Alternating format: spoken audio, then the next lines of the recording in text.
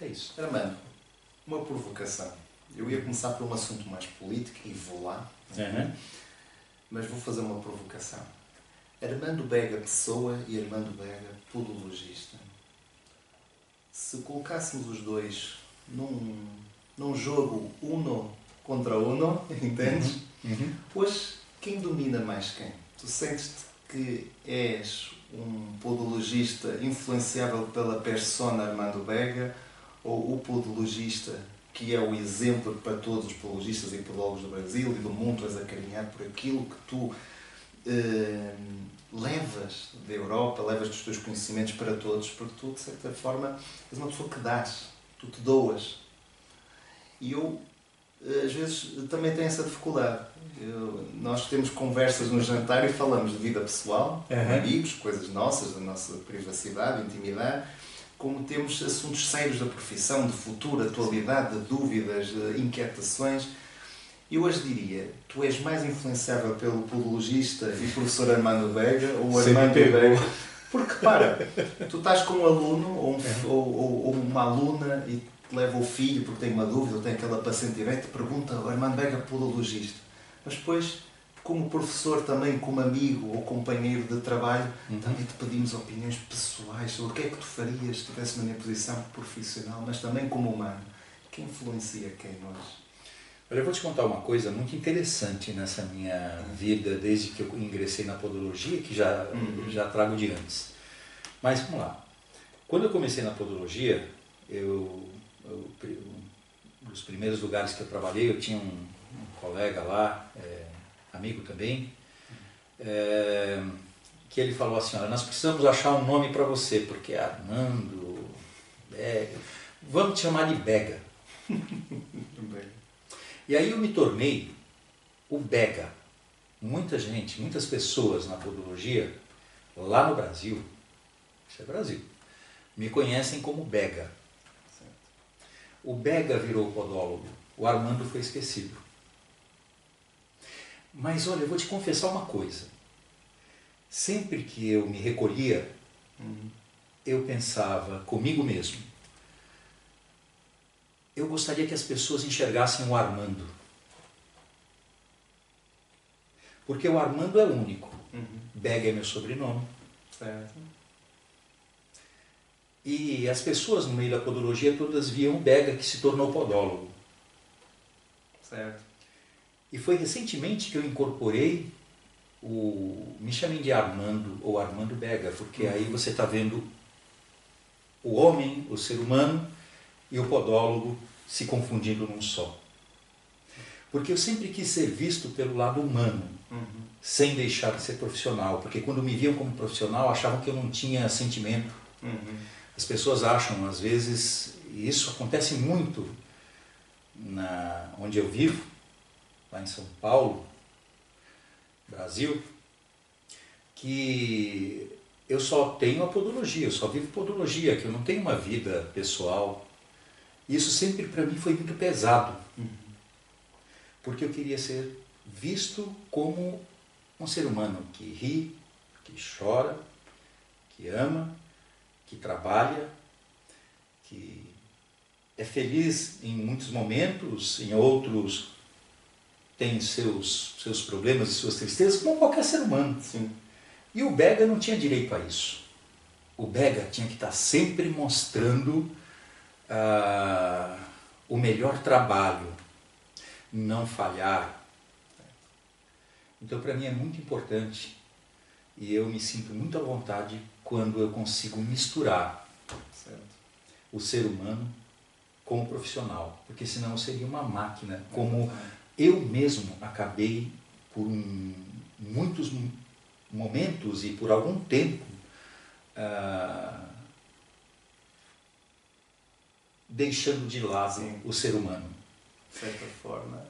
As pessoas às vezes não têm ideia, mas quantas noites sem dormir pensando em podologia? Quantas vezes sem uma alimentação, não é nem correta, sem alimentação, pensando em podologia, porque eu tinha que estar lá pensando em podologia. A minha vida pessoal, para depois. E hoje eu consigo, hoje principalmente, eu estou num momento da minha vida que eu consigo fazer essa fusão. E talvez vocês que convivem comigo estejam percebendo isso, que eu consigo começar a fazer essa fusão. Começar, olha só o que eu estou dizendo. Exatamente. Porque ainda tem muito para percorrer. Exatamente. Sem dúvida, não há como ser um profissional completo se não houver humanidade, não é? Se não houver aproximação às pessoas. Aproximação às pessoas. Então, nesse caso, o podólogo, o podologista, o professor, aqueles títulos que todos tu tens só ganharam porque antes de mais havia um Armando por trás. Nunca foi só o pega de jaleco branco, não é? Atendendo aulas, dúvidas e, obviamente, tendo uma demagogia por trás, havia antes de mais, de facto, um lado humano e que te fundiu. Hoje tu tens dificuldade em ter fronteiras entre a tua vida pessoal, não é? Isso. Mas, de certa forma, permite-me dizer-te, não é? Já nem é uma pergunta, o prejuízo familiar muitas vezes é compensado por esse reconhecimento. A tua família tem orgulho, sem dúvida, nesse teu papel, não é?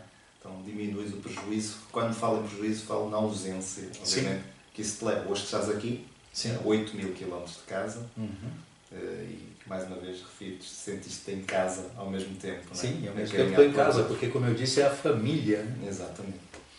Não em jeito de provocação, mas a podologia de facto corre em diferentes velocidades. Nós temos a podiatria, a podologia americana, temos uma realidade da podologia europeia que também difere. Sim. Hoje temos níveis de podologia como a espanhola, que reconhecemos que a nível de cirurgia, a nível de prescrição, de união da própria classe é boa. Temos também a podologia britânica, também com cursos de cirurgia, nomeadamente no Reino Unido, como a Escócia. A podologia portuguesa, embora seja das mais recentes, filha da Universidade de Barcelona, principalmente. Depois temos a podologia que é usada na América Central, América Latina. Eu diria que temos velocidades diferentes. Apesar da podologia europeia caminhar, num bom sentido, como profissão autónoma, como falamos da cirurgia e da prescrição, mas também não é a podologia americana. Não tem o mesmo estatuto, nem antiguidade como a norte-americana. Como é que tu vês, dentro da complexa história da podologia brasileira, vamos agora especificar, porque é para nós difícil, por exemplo, eu como português, explicar muitas vezes as diferenças que acarretam a formação dos podólogos brasileiros, desde os cursos técnicos aos graduados. Já houve a pós-graduação num curso de podiatria no Brasil, isso é realidade. Sim. E penso que até o próprio podólogo brasileiro não entende como surgiu. Se ela surgiu como um mero calista pedicuro, se foi uma especialidade de outrora de enfermagem. Como é que se enquadra a evolução da podologia brasileira dentro destas podologias a nível mundiais que falamos aqui? Como é que tu podes explicar, mesmo para o próprio brasileiro, qual está a ser a evolução natural da profissão? A podologia brasileira, ela não é nova. Mas o podólogo brasileiro ele só vai se reconhecer como podólogo recentemente. O podólogo brasileiro, ele por muitas décadas esteve desconectado do que acontecia no mundo da podologia. Nós temos aí algumas informações de que no final do século XIX, por volta de 1890 e pouco, existia já algumas pessoas trabalhando como pedicuro ou calista. Em São Paulo, por exemplo, existe uma notícia de um jornal que anunciava o serviço de um pedicuro ou calista, né? Mas não era nada formal enquanto profissão. Sim. Paralelo ao que acontecia no mundo inteiro, a podologia ela já era muito mais estabelecida na Europa, com a história do pedicuro, do cirurgião calista ou pedicuro, né? Cirurgião pedicuro, era algo que já acontecia aqui. No Brasil, o que você vai ter é a figura do cirurgião barbeiro, sim, que depois vai se tornar também, uma parte deles, esse pedicuro, se desconectado totalmente das demais profissões. E aí nós vamos ouvir falar, por volta da década de 30 do século XX, 1930 por aí, 1934, no estado de São Paulo existiam calistas, ou pedicuros, certo. E já se tentou naquela época fazer uma regulamentação no estado de São Paulo, porque naquele tempo os estados tinham autonomia para fazerem suas regulamentações. Os demais estados, eu não sei dizer. Nós temos documentos que comprovam que para exercer a profissão, e eles falavam exercer a profissão de pedicuro, era necessário fazer um exame, onde as perguntas desse exame eram sobre algumas doenças que acometiam o pé e sobre higiene dos pés. E precisava também que alguns clínicos, eram 5 clínicos, assinassem que lhe conheciam como pedicuro já há alguns anos. Então isso era o que era necessário para se ter um título que era chamado de enfermeiro pedicuro. Mas não que fosse enfermeiro, porque não era enfermeiro, as pessoas confundem achando que era enfermeiro. Era o título que se dava, enfermeiro pedicuro, mas ele não podia atuar como enfermeiro. E nem o enfermeiro podia atuar como pedicuro. Certo. Era algo à parte. Certo. Isso é bom que seja dito, porque os enfermeiros acham que era a enfermagem que detinha a podologia. Não, o enfermeiro era enfermeiro, e o pedicuro era pedicuro. Ele tinha esse título, mas ele não podia exercer a enfermagem, assim como o enfermeiro não podia exercer a pedicuria. Depois, por volta do ano de 1959, foi criado o Serviço Nacional de Fiscalização de Medicina e Farmácia.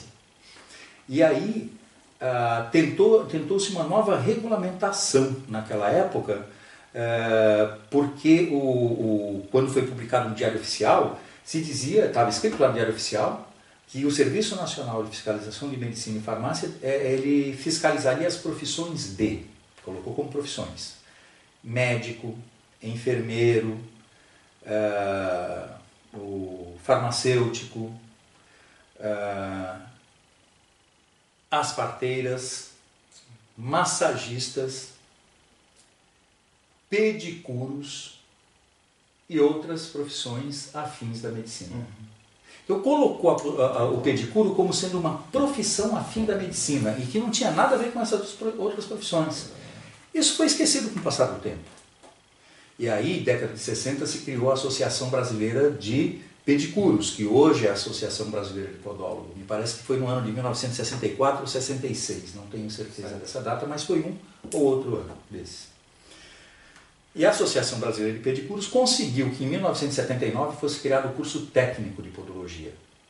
Aí surgiu o curso, falei bobagem aqui, não o curso técnico. Em 1979 conseguiu que fosse criado o curso profissionalizante de pedicuro. Certo. Ele não tinha ainda podologia. Que era um curso que tinha 400 e poucas horas de duração.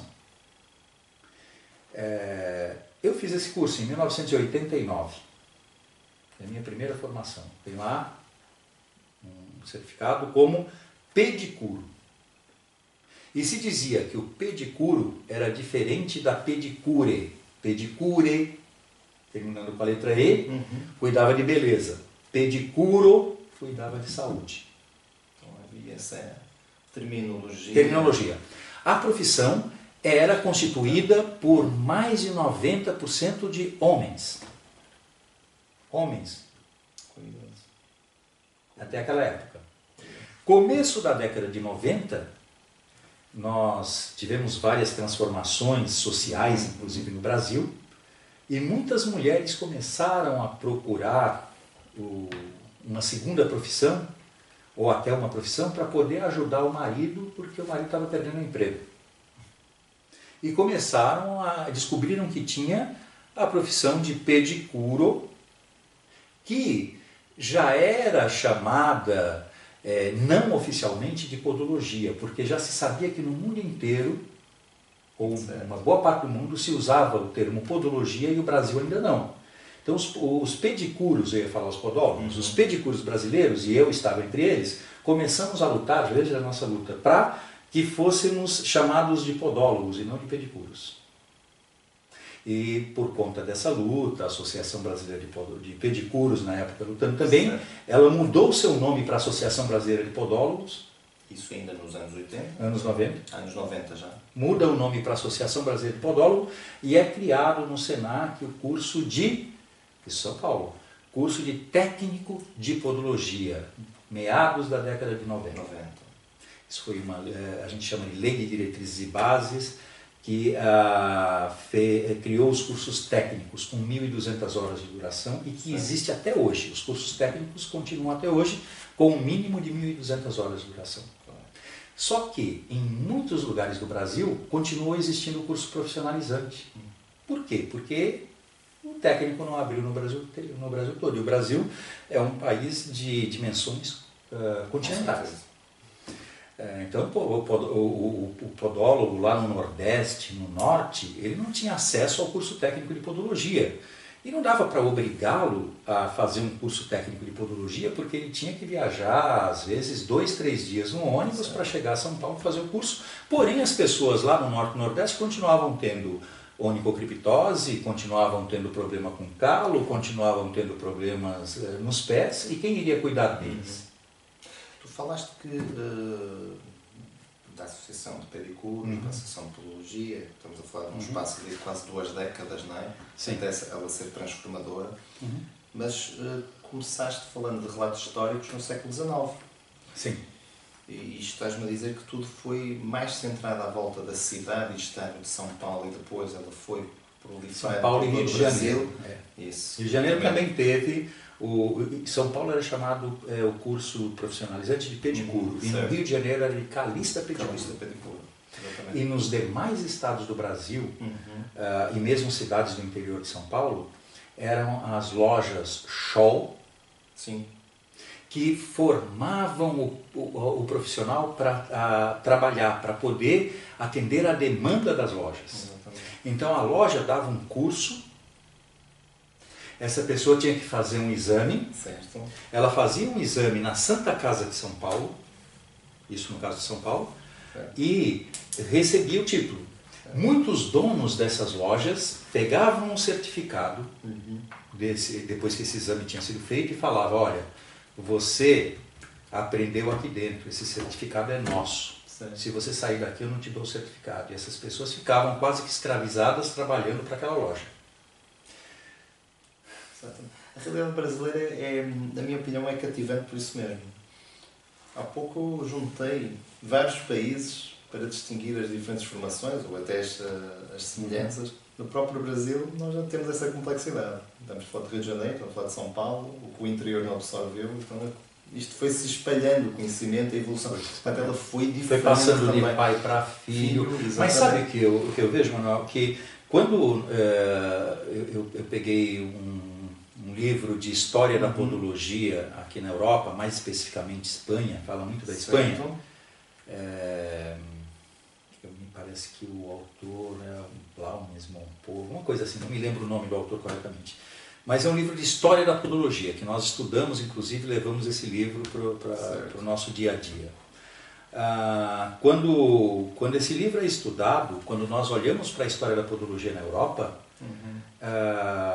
parece que a podologia no Brasil, no século XX, era muito parecida com a podologia da Europa lá pelo século XVII. 16, 17.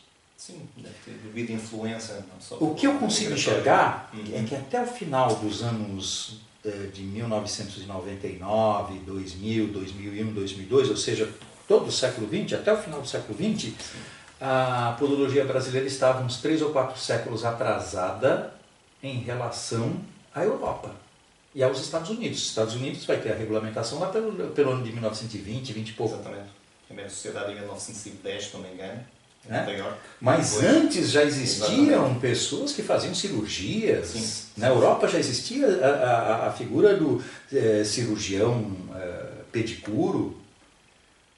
na França, que depois muda muito isso Sim, também, sim. mas tinha na Espanha, em outros países, isso já existia. E no Brasil a coisa estava atrasada.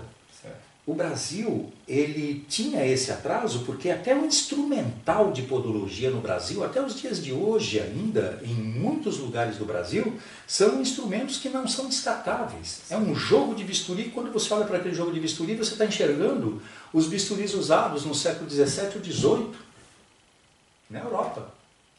Mas então, isto não só para os brasileiros, mas os portugueses, nós, apesar desse atraso, apesar dessa complexidade de uma podologia diferente do resto do mundo, ela também sofreu, eu digo sofreu entre aspas, uma transformação muito repentina, porque estamos a falar dos anos 90, o primeiro curso técnico, SANAC.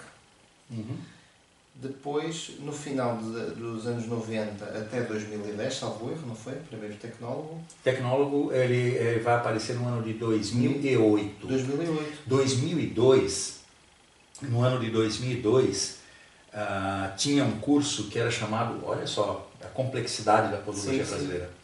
Nós tínhamos o curso técnico, tínhamos os profissionalizantes. Sim. E uma universidade achou de criar um curso superior de podologia, que não era nem tecnólogo, nem era a graduação, que seria o bacharelado, que para vocês chamam de licenciatura. Não era. Era um curso chamado curso superior sequencial. E o que isso era? Sendo um nome superior, consegues traduzir? Superior significa, era um curso dentro de uma universidade, que não era técnico, certo. E que ao mesmo tempo não era graduação. Você ficava no limbo, como se tivesse o céu e o inferno e você no purgatório. Certo. Pensa que traduzindo para uma em ideia católica. Em termos de conhecimento, capacidade... era um curso que dava um pouco mais de conhecimento que o técnico, mas não te dava conhecimento e nem te habilitava ou desenvolvia competências de uma graduação. Era um curso que tinha em torno de 1.600 ou 1.700 horas de duração, um técnico 1.200 e alguns técnicos têm até 1.600, porque tem 1.200 mais 400 de estágio. A diferença é que era dentro de uma universidade. Certo. Naquela época, a lei brasileira garantia que uma pessoa formada por um curso sequencial poderia fazer uma pós-graduação, uma especialização, mas não poderia, lato sensu. Mas não poderia fazer no estricto sensu, nem mestrado nem doutorado. Há coisa de uns 2 anos atrás a lei brasileira mudou e quem fez curso sequencial nem pós-graduação mais pode fazer. Certo. Acabou isso. Que foi para inibir esses cursos sequenciais, porque não tinha nem porquê. E na época eu até fui chamado para dar aula nesse curso sequencial, porque eles disseram assim, olha, o curso não era nem para acontecer. Ele vai ser fechado e nós não temos professor para dar aula. Você aceita dar aula para essa turma só para poder, pelo menos, ela chegar até o final? E eu acabei aceitando, porque senão os alunos estavam revoltados, não aceitavam aquela situação. Acabei aceitando e sabendo que eu ficaria apenas 1 ano ali com eles. Fiquei aquele ano e saí. Tipo aquele livro Crônica de uma Morte Anunciada. Eu entrei sabendo, eu vou ter 1 ano aqui, 1 ano eu saio e realmente saí. O curso acabou, formou acho que uns 15 ou 16, não me lembro o número correto, de podólogos superiores, que eu nem sei dizer bem como colocaria isso. Mas como aconteceu toda essa mudança na podologia brasileira? Até o ano de 93, 94, 95 não tinha nenhum técnico. O técnico passou a existir, só que o técnico, quando ele passou a existir, ele não se diferenciava muito também dos profissionalizantes. Aumentaram carga horária fazendo mais do mesmo. Colocaram mais hora para treinar as habilidades, colocaram um pouco mais de estudo de teoria, mas não mudou muita coisa. Mas teve uma mudança que foi muito importante.